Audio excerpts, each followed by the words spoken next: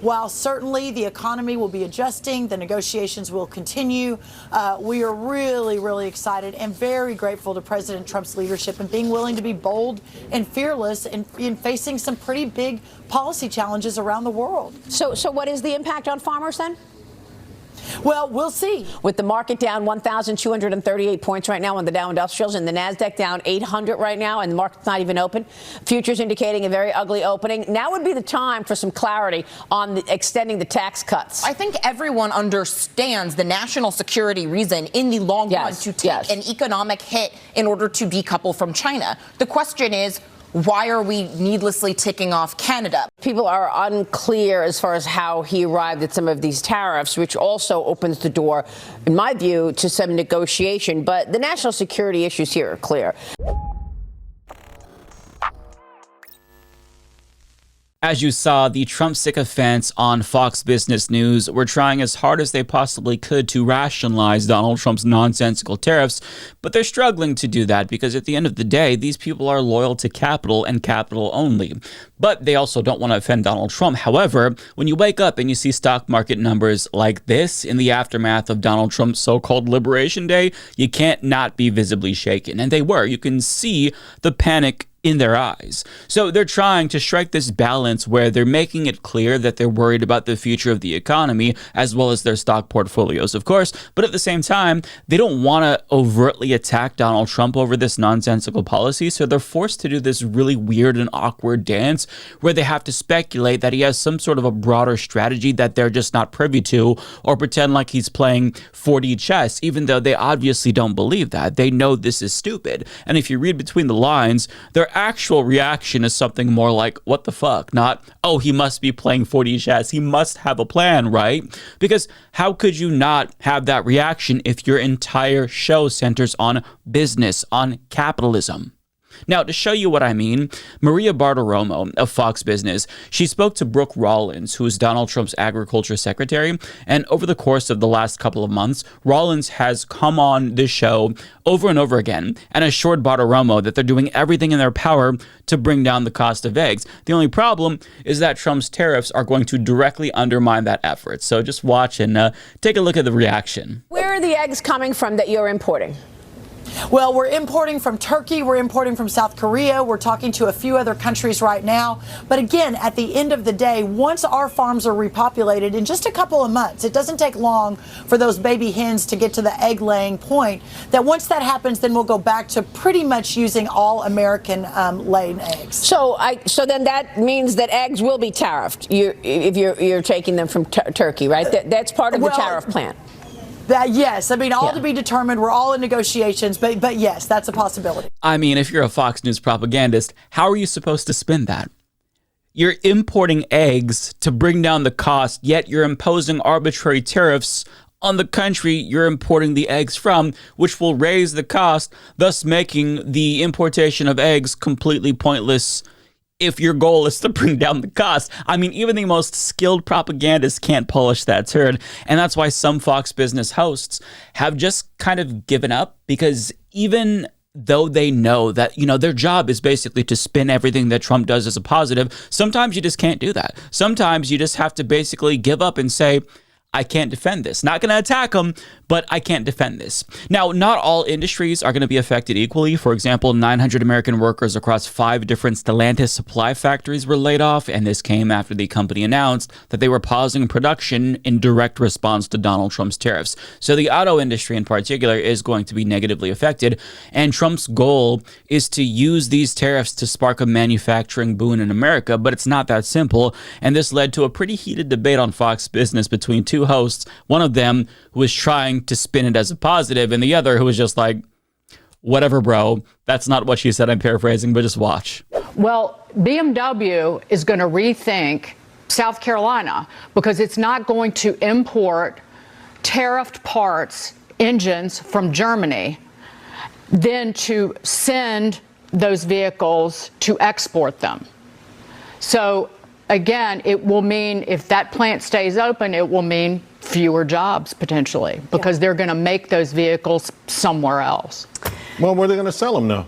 They sell them to China. They sell them to China, and they sell them to Europe. So every American customer who could buy a BMW could be replaced overnight by a Chinese customer. They sell them they export them to China. No, but I'm saying you can't make they import the parts, which will be tariffed, and then they will export them from the United States, where they're manufactured, back to Europe, where they will be tariffed again, and then to China and nations around the globe. Right? So these are the problems that a U.S. manufacturer faces, because the parts are coming from somewhere else. They can also just make the parts here. They can make the car. No, they can't. Absolutely not. That's a fallacy. It's impossible? Yeah, 10 years, 15 years, 20 years. Have at it. It wouldn't take that long. Anyway, as far as the payments are concerned. To build German engines in the United States. Okay. Damn. Now, Charles Payne, him defending this doesn't necessarily surprise me, even though he's the money guy, because to him, dick riding is a sport. I mean, Trump could shit down his throat, literally, and he would defend it. He'd say, oh, well, thank you, President Trump, because you're just giving me all of your vitamins and minerals or something. Like, that's disgusting, but you get the point. The man will not criticize Donald Trump. But, I mean, if you care about money, and this is fucking with your bag, you should maybe speak up. Otherwise, people are going to think that you're a fucking useless hack. Anyways, in all fairness, I'm not automatically against tariffs every single time. They're an economic tool that could benefit American companies if used intelligently. Trump is not doing that. Arbitrary tariffs across the board are just going to amount to an effective tax hike on American consumers for virtually all products. We've explained this before. I don't want to get into it, but it's not going to be good for our wallets. And the retaliatory tariffs are going to cause prices to spike even higher. I mean, the Nintendo Switch 2 was just announced yesterday. It's $450, but Kotaku is reporting that it could be as high as $600 in the end because of Trump's tariffs and retaliatory tariffs. I mean, games are already $80, so how much higher will they go? How many more things will we be priced out of because of these tariffs? But Trump is trying to frame these tariffs as reciprocal tariffs. But even conservative economists are looking at that and pointing out how the math ain't mathin', as the kids say. And HuffPost reports the Trump administration is seemingly determining tariffs by dividing the trade deficit they have with any given country with exports. And a journalist for the Washington Examiner, which is a conservative outlet for those who don't know, explained how what they're doing, like the way they're calculating this, doesn't make any sense. I hope we're all correct that this is about negotiation, and that's why there's the stagger date. It did not instill confidence in me, because the basis of their justification for the national emergency legally is manufacturing capacity, even though real manufacturing output, per the Bureau of Labor Statistics, is up 51% since NAFTA was passed. But also, the biggest issue with the tariffs, in my estimation, is how they estimated that reciprocal amount. It is not actually based on what Trade.gov, which is the Trump administration's official trade website, they say Vietnam only has an average effective tariff of 15%. On the tariff sheet, it says 90. Taiwan, 6%. Tariff sheet says 32%. Switzerland only has 1.7% average tariff rate on our exports. And yet Trump claims that they tariff us 61%. And it's because they use this incredibly crude algorithm of doing the trade deficit of a given country divided by the number of imports we have from that country. That's not what a non-tariff barrier should mean. It should mean things like environmental bans, carbon taxes, GMO bans, and whatnot. In other words, this is such a dumb move that it has to be the case that it's a negotiating tactic. Otherwise, it wouldn't make any sense. It's completely devoid of strategy on its face. So Trump has to have some broader plan that he's just not telling us about, right? Right? Maybe, but it's not what these people think. Now, there's a lot of focus on the cost of consumer goods going up, rightfully so, but this could literally trigger an economic recession, possibly a depression. So just talking about how the costs for consumers will increase really misses the forest for the trees. Like, we are looking at mass economic pain if Trump doesn't back down, which is why even the goons at Fox Business can't unequivocally defend Trump like this, because if the economy crashes and they defend it, they'll be forever discredited. Not that they care much about that anyway, since they're defending a fascist in the first place, but still, at the end of the day, their loyalty is to capital, which is why, they have to make sure that they're looking out for large multinational corporations, which is why they're very politely trying to get Donald Trump to pump the brakes before they fuck up the bag for a lot of the people that, they're shilling for, the CEOs, the business class. But it's not just Fox News propagandists who are concerned. It's Republican lawmakers as well who've made it clear that things could get really bad if Trump doesn't back down. And when I say bad, they're not concerned about how bad it's going to be for the economy, because even though these politicians are shills for their corporate donors, they care more about their political careers. They're going to be okay economically, they're rich, but politically, this is going to be devastating for Republicans, and they are trying to communicate that to Trump emphatically whenever they can. Tariffs have also led to political decimation. When McKinley most famously put tariffs on in 1890, they lost 50% of their seats in the next election. When Hott and Smolley put on their tariff in the early 1930s, we lost the House and the Senate for 60 years. So they're not only bad economically, they're bad politically. In the long run, we're all dead. Short run matters too. Nobody knows what the impact of these tariffs is going to be on the economy. So they know they're cooked. Also, Republican Senator Tom Moran, told Manu Raju of CNN that he is surprised that the tariffs aren't more targeted and thinks that we should focus on our adversaries, not our allies. And I love how everything they do, they have to use kid gloves when it comes to Donald Trump, because they're trying to say, look, we're all fucked. But they're trying to say that in the nicest way possible so as to not offend Donald Trump or provoke him or his supporters. But at the same time, they know that this could be a death warrant for the Republican Party, assuming we have free and fair elections, because as Stacey K put it on Twitter, we've done this mass tariff thing 3 times in American history, 1828, 1930, 2025, all spaced out about 100 years apart, because everyone who remember the last one needs to be dead for the next one to happen. The last 2 caused the Depression. I hope this one makes us rich, though. Yeah, I'm sure it's going to work this time. Definitely. But to the credit of the American people, they're at least smart enough to know how devastating this is going to be to the economy. Not smart enough to vote against the guy saying he's going to impose universal tariffs, but smart enough to know that this is not the best idea, to put it mildly. And Harry Anton of CNN is going to break down just how unpopular this move is. The press secretary criticized the people she calls the naysayers when it comes to these tariffs. Who are the naysayers? The naysayers are the majority of the American public. It's the American people who are the naysayers. Oppose new tariffs on other countries. All goods, look at this, 56% of Americans oppose new tariffs on all goods. How about cars in particular? 56% of Americans oppose new tariffs on imported cars and car parts. Look, the bottom line is the American people oppose. No. They do not want new tariffs. I looked at a ton of polling. It's really hard to find any in which you find folks supporting new tariffs, maybe against China, but against all other countries, especially our allies, no. Oppose. So Caroline Leavitt again told Kate in that discussion that the president is laser focused on reducing prices. What do voters say that they believe the tariffs will do to prices? What do voters believe the tariffs will do to prices? At least in the short term, tariffs will raise prices. Again, what do we get here? 72% of Americans overall say that the prices will go up in the short term. How about among Republicans, the Republican base?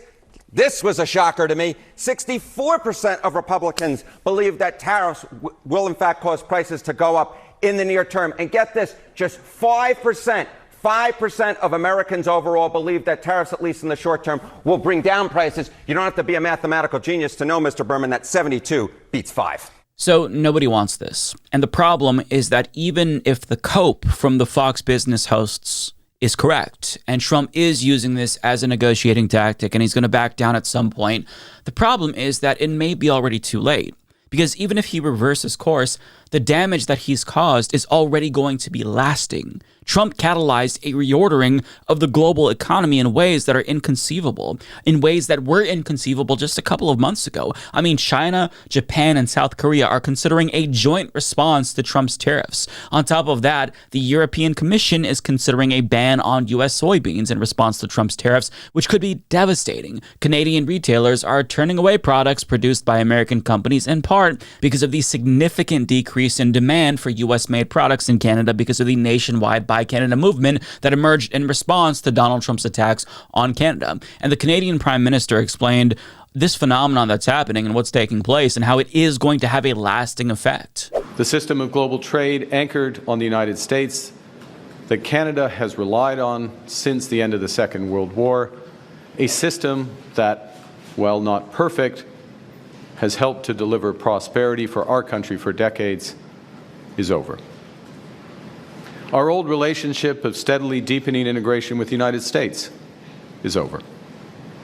The 80-year period when the United States embraced the mantle of global economic leadership, when it forged alliances rooted in trust and mutual respect, and championed the free and open exchange of goods and services, is over. Again, we're talking about Canada, our closest ally, our neighbor, north of the border. This is what it's come to. But I mean, can you blame them? Can you blame any other country who's taking this stance, who's trying to untether themselves from the United States? Because we have no credibility. We're an impulsive rogue state that can't be trusted, not just in terms of trade, but in terms of treaties too. I mean, we joined the Paris Climate Accord, then we leave. Then we enter again. Then we leave again. We sign the JCPOA with Iran. They comply. Then we duck out for no reason whatsoever. And now Trump wants to make another deal with them after he tore up the first one. Is this the kind of country that you want to strengthen ties with? Of course not. You want to disassociate yourself from this country. You want to detach from them economically because they're just too impulsive. They can't be trusted. So that's what we're seeing. It's going to force countries into the arms of China. It's going to isolate us globally. And it's going to hurt the economy. Now, Trump thinks that we don't need other countries. We're fine on our own. We could just produce everything. He's going to find out the hard way that that's not the way that things work, and Americans don't want that. You think you're going to be able to get that shiny new Nintendo Switch too that's produced by a Japanese company? No, you won't be able to do that. Americans get cheap consumer goods from all over the world. Our entire lives will be changed because of this. Like, the low cost of consumer goods is kind of what keeps the peasants in line. It's the circus to the bread and circus that they're providing for us. So if you uproot that, then you really start to pull apart the fabric that's holding society together. And that's what Trump doesn't seem to realize. And he's going to realize just how wrong he is pretty quickly. So the damage that he's doing to the country, it's going to last generations. That is, if America can even survive a minimum of 4 more years of Donald Trump. I don't know how bad it's going to be in 4 years if things are this bad just 2 months into his presidency. He is destroying the economy. He's destroying democracy, and he's making us an international pariah. The question is, why is he doing all of this? It's not just stupidity. Perhaps he does have a strategy, but it's not some 4D chess economic strategy. There's something much more nefarious about what he's doing. And I talked about before how he might be purposefully trying to crash the economy so he can enrich himself as well as his oligarch buddies. Because after the 2008 recession and the economic downturn that COVID caused, rich people got richer. They made out like bandits. So Trump destroying the economy might be another way to facilitate another massive transfer of wealth from working class Americans to elites. But on top of that, it could be a ploy to just consolidate power. And Senator Chris Murphy explains why that it might be misguided to just even refer to tariffs as economic policy altogether, because it might not be that simple. He explains those trying to understand the tariffs as economic policy are dangerously naive. No, the tariffs are a tool to collapse our democracy, a means to compel loyalty from every business that will need to petition Trump for relief. This week, you will read many confused economists and political pundits who won't understand how the tariffs make economic sense. That's because they don't. They aren't designed as economic policy. The tariffs are simply a new, super dangerous political tool. He later goes on to explain the tariffs are a tool to erode the independence of institutions and businesses. Now, one by one, every industry or company will need to pledge loyalty to Trump in order to get sanctions relief. What could Trump demand as part of a quiet loyalty pledge? Public shows of support from executives for all of his economic policy, contributions to his political efforts, promises to police employees support for his political opposition. The tariffs are designed to create economic hardship. Why? So that Trump has a straight-faced rationale for releasing them business by business or industry by industry. As he adjusts or grants relief, it's a win-win. The economy improves and dissent disappears. In other words, you cause a problem so that way you can swoop in and offer a solution while looking like a hero. It's mafia shit. And I do think that there is some truth to what Chris Murphy is saying, because there's no other explanation for such a nonsensical economic policy. He is wielding economic pain against us like it's a weapon to enrich himself and consolidate power. He's basically destroying the economy and our democracy for self-serving reasons, which is despicable, but certainly not below him. So we don't know how bad things are going to get, but if he doesn't back down like everybody is expecting, it's going to get very bad, so brace yourself. I'm gonna come. Do not come. Come. Welcome to the Come Zone.